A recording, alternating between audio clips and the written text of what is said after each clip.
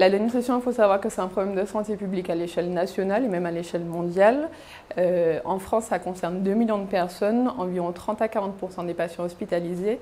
Et c'est souvent une pathologie qui est sous-diagnostiquée, sous-dépistée et sous-prise en charge. Alors les nouveaux critères de la dénutrition qui sont sortis en 2019 et en 2021, 2019 pour la personne de moins de 70 ans, 2021 pour le plus de 70 ans, ça comprend plusieurs critères. Il faut un critère phénotypique, un critère étiologique. Alors parmi les critères phénotypiques, on a le nombre de kilos perdus, la vitesse d'amaigrissement et le nombre de kilos perdus depuis le début de la maladie. Dans les critères étiologiques, on a donc tout ce qui est maladie aiguë, maladie chronique, perte d'appétit, diminution des ingestats.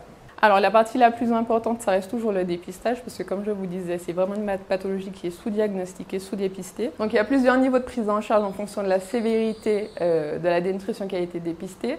Le premier niveau, c'est le niveau le plus simple, on va dire, c'est ce qu'on appelle l'enrichissement alimentaire avec le rajout de matières grasses, de produits sucrés.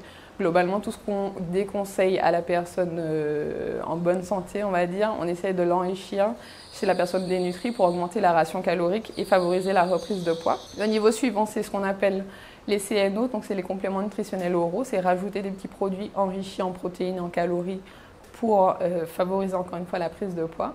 Et après, pour les patients qui ont des difficultés à avaler, des troubles digestifs ou des pathologies spécifiques qui font qu'ils ne peuvent pas manger comme il faudrait par voie naturelle, on passe sur le niveau suivant qui s'appelle la nutrition artificielle. Donc qui peut se faire de deux façons, soit par voie entérale, c'est-à-dire via le tube digestif, soit par voie parentérale, c'est-à-dire par les veines. Alors l'initiation de la nutrition artificielle, ça se fait forcément en hospitalisation. En fonction du terrain du patient, de la pathologie sous-jacente, c'est des hospitalisations qui peuvent durer d'une semaine à parfois un peu plus longtemps, jusqu'à 3 semaines, 1 mois. Mais toujours l'initiation d'hospitalisation et après on fait des relais de prise en charge en ville à l'aide des prestataires ou parfois de l'hospitalisation à domicile. Et après, c'est des patients qu'on revoit en consultation pour le suivi en fonction de l'évolution de leur maladie.